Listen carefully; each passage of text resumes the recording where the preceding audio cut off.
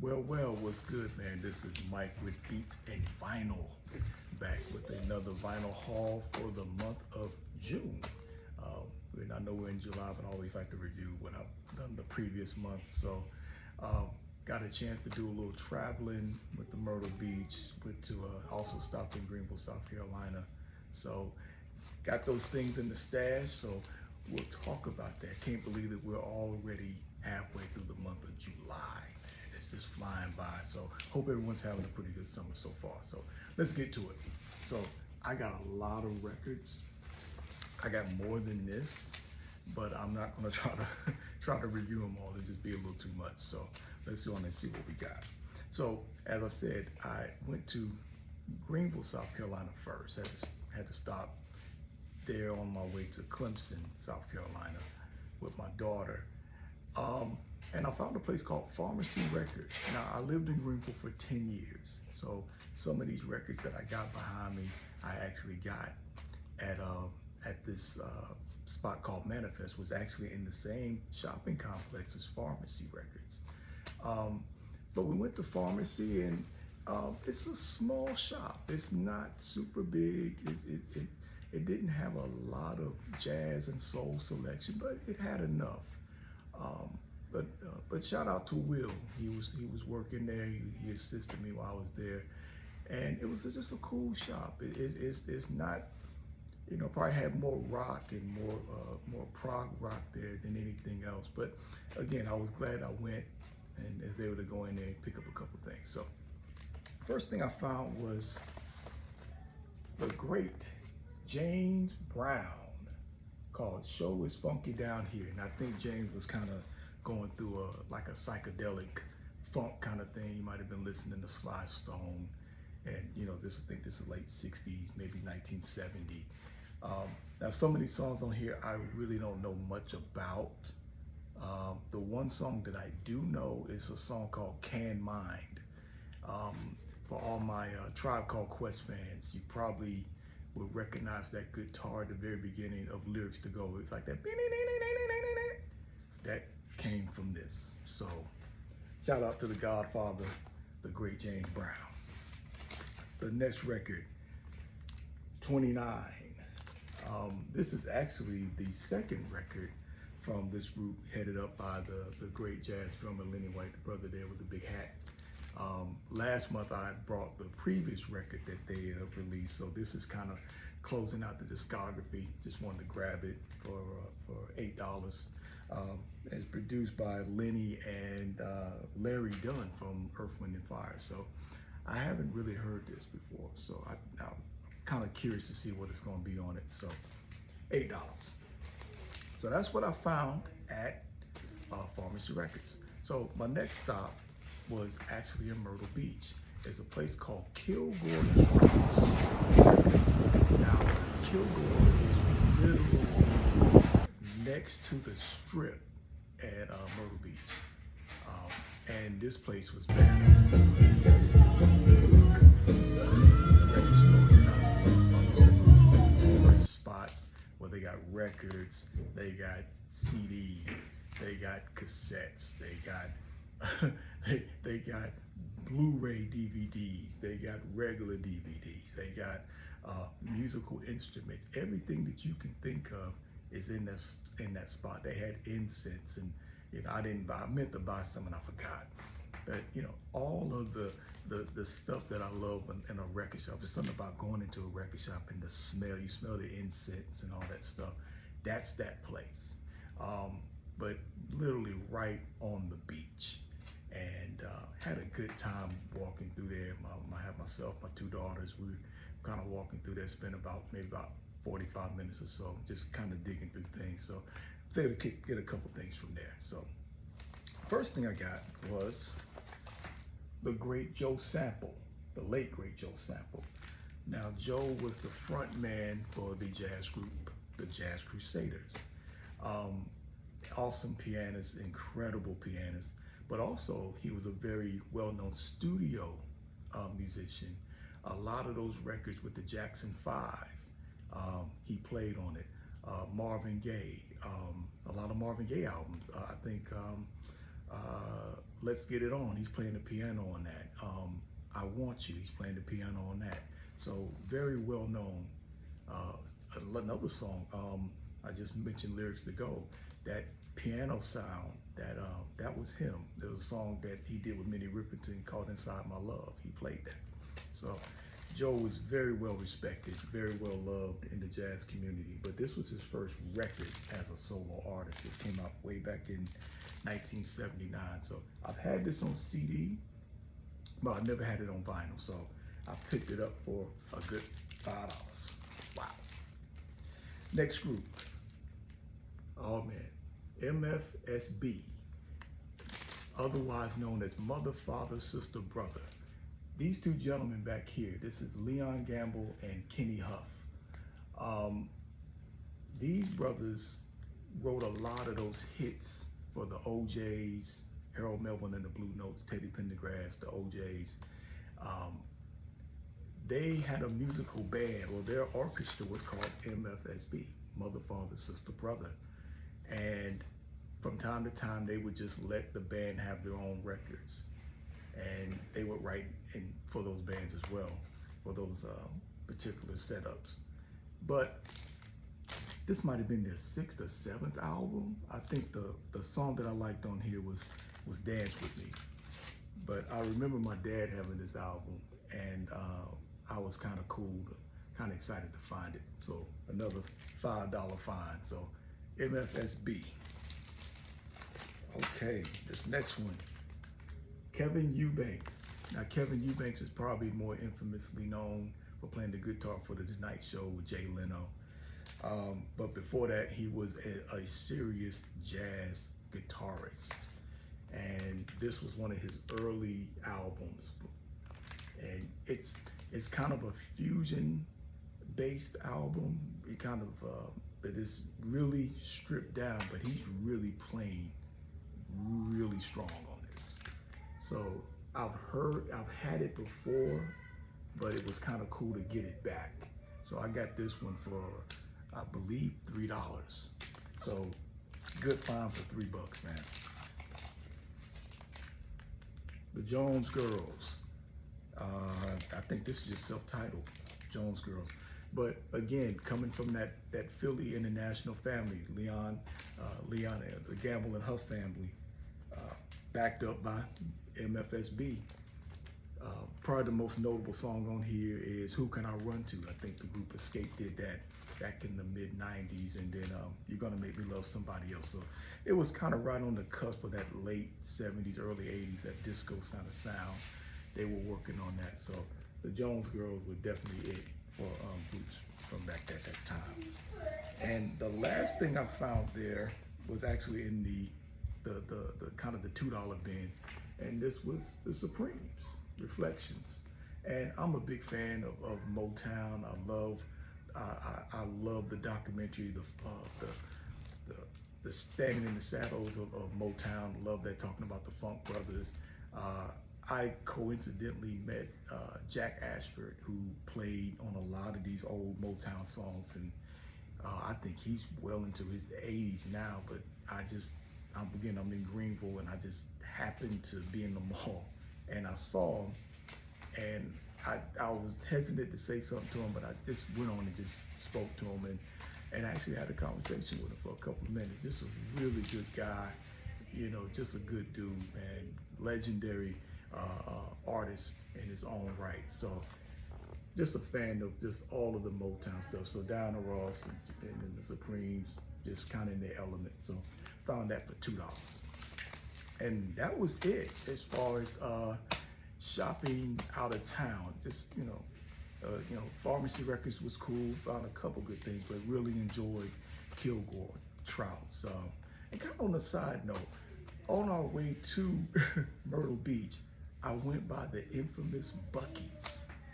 And if anybody has never heard of Buc-ee's is like this convenience store on steroids. I'd never seen anything like this. If you had mixed Quick Trip or Wawa, depending on where you live, and you mixed it with a small grocery store, you got Buc-ee's. And man, we went in there, when we first got there, it was a Tuesday, we were on our way to Myrtle Beach. And it was a relatively decent crowd. It wasn't, you know, it was people in there, but it wasn't crazy. And I was like, oh, this is not bad. As we're checking out, but we didn't order any food. We had ate before we got there, but we smelled the briskets and all that stuff. So I said, look, when we come back, we're gonna stop and get food on our way back to Charlotte. So we're checking out, and the guy says, yeah, it's a relatively light day. I'm like, it's light? Wow, okay. So we come back to Buc-ee's, and the line is coming off the highway, and there are people in there wall to wall, man. But I'm like, hey, we're here, and I think I got about 2 brisket sandwiches. My wife got a chicken sandwich. My kids got some stuff, man, and I just enjoyed it. So I'm a Buc-ee fan. I may just ride down there to ride down there, but Buc-ee's was cool. I enjoyed that. So that was like a little side note of a travel date on our way to Myrtle Beach. So shout out to Buc-ee's. All right, so now I'm back home. My normal spots are Jam Pack, Noble Records. I found a new spot though, a spot called Hardy Boy Records. They actually have 2 places. They got one spot here called Mint Hill, and it's more like a consignment shop, and then they have a regular store. I wound up going to the consignment shop kind of by accident. I meant to go to the regular store, but I'll do that on the next time. But it's actually just a shop, and the records are upstairs. So anybody know consignment, you know, there's a bunch of different items and everything kind of spread out, and everybody is kind of buying on an honor system to a certain degree. So went upstairs and found a couple things. So the first thing I found was LTD, Love, Togetherness, and Devotion. Now, a lot of those groups from the 70s had these little spacey outfits and all that kind of stuff.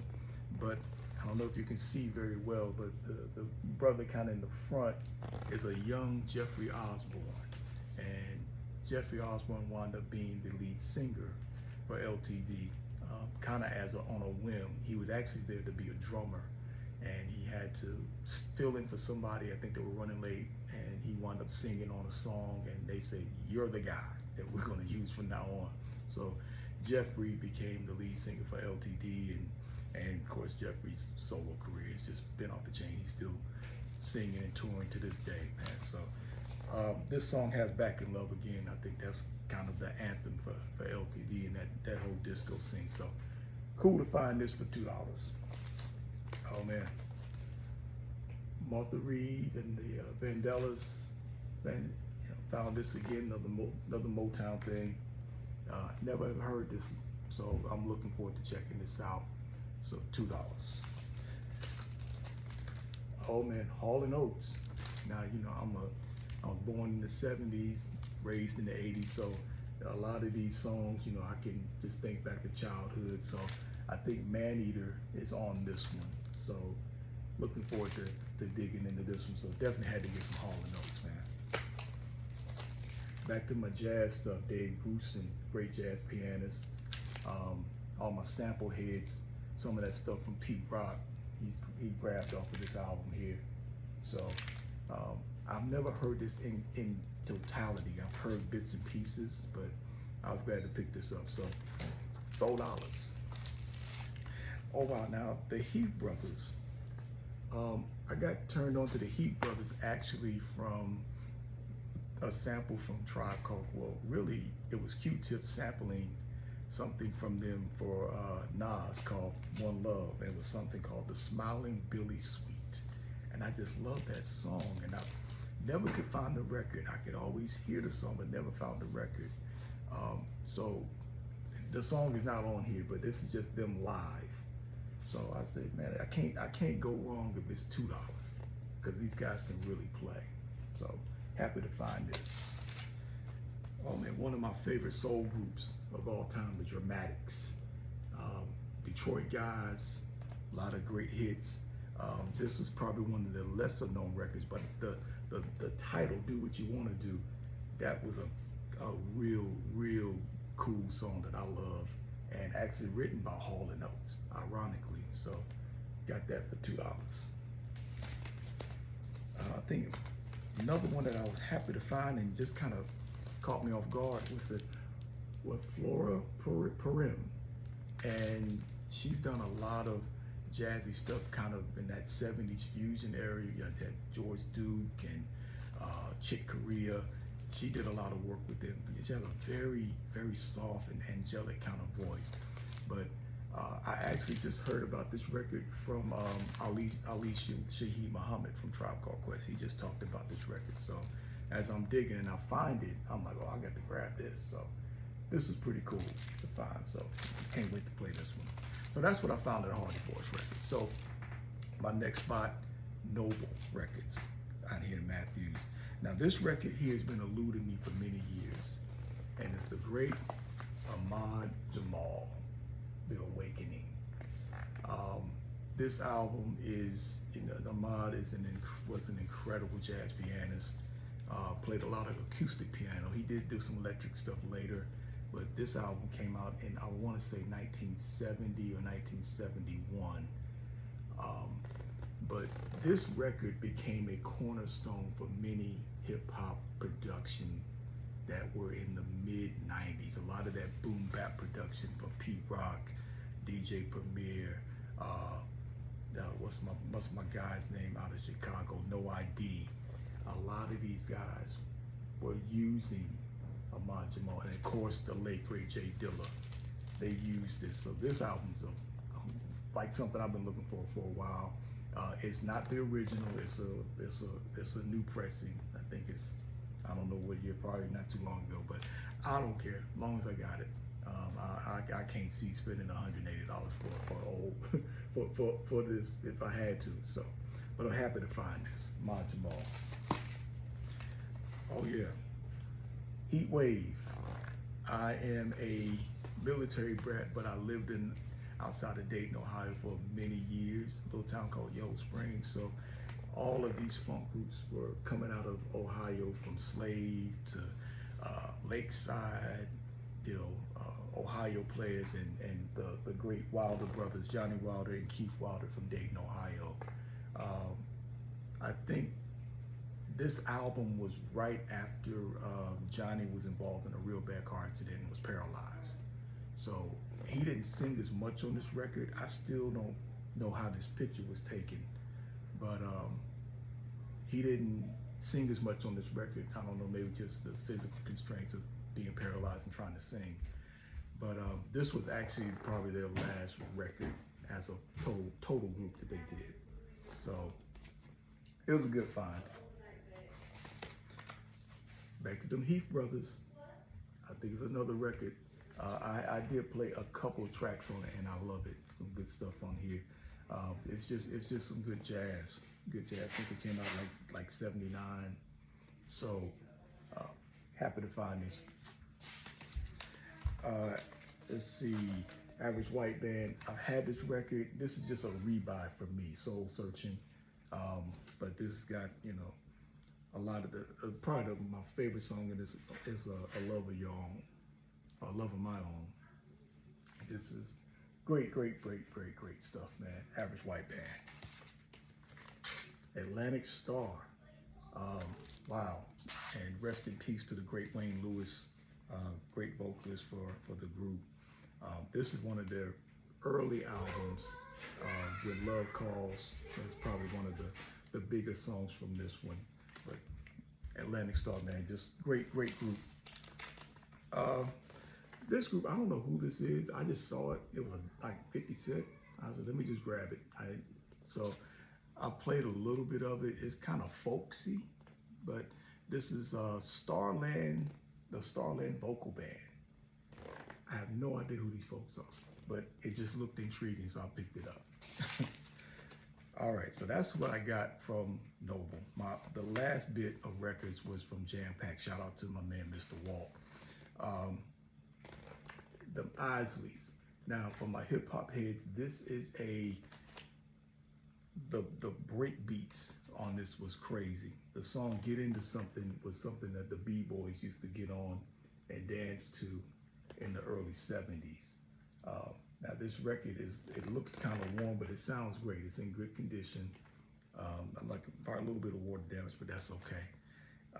I was able to get it for a few dollars, so I'll take it. Because I've seen regular pressings for this thing for like almost 30, 40 bucks. So if I can get it for like $3, $4, I'm taking it. So cool. Oh yeah, Herbie Hancock, monster. Herbie just was probably, outside of Roy Ayers, probably one of those consistent artists that had something every year. He even put out 2 albums in a year. And I think Herbie was kind of in his like kind of funk kind of mode. He was really expanding out. So, and he would play, but he also would bring vocalists onto the records. So I always thought he was real good with that. He could play, but then he would bring people on and it would kind of be a mix of everything. So Monster was a good mix of that. So good to find that for $10. Oh man, Anita Ward. Now this makes me think about being about 6, 7 years old and watching my mom getting ready to go out. And she would play that song, Ring My Bell. You can ring my bell. And this is it. This was a disco smash. I mean, I can remember hearing that song many times, all through the 70s, late 70s, early 80s. So Anita Ward, classic album. This is just something I picked up just to say I might sample and just take some horns and strings from it, see what happens. So 50 cents. Janis Joplin. I do like Janis Joplin. And so it was kind of cool to find this for like $2. The greatest hits. So definitely gonna give this a play and wanted to have it in my collection. Cheryl Lynn.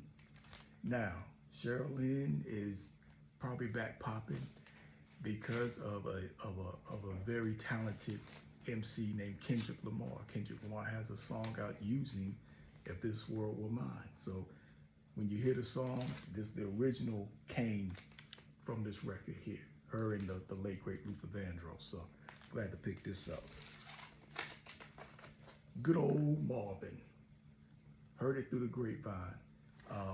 I believe that, and the story always goes back and forth, who had the better version of Heard It Through the Grapevine. Was it the Gladys Knight and the Pips, or was it Marvin? I think Gladys Knight had it out first, and their version is more up-tempo, but Marvin's was a little bit slower, a little bit grittier. So his always kind of tends to win out. So Marvin. Man, Frankie Smith. Man, this is a song called The Double Dutch Bus. I remember that when I was about 9 years old, hearing people with that voice, Double Dutch Bus, coming down the street, blah, blah, blah, blah, blah. But this is the record that kicked all that off. And this was early hip hop when everybody was trying to figure out what to do with rap. Was it gonna be around? Was it gonna be a fad? Blah, blah, blah. But this album kicked it off, man. And let's see, Blue Mitchell. I don't know, Blue is a trumpet player, and I don't know much about him, but I'm going to learn. And I love those old jazz albums. I love the photography and the artwork. When you look at those old Blue Note records and you see these brothers with the horn or the guitar, and they look so smooth and cool.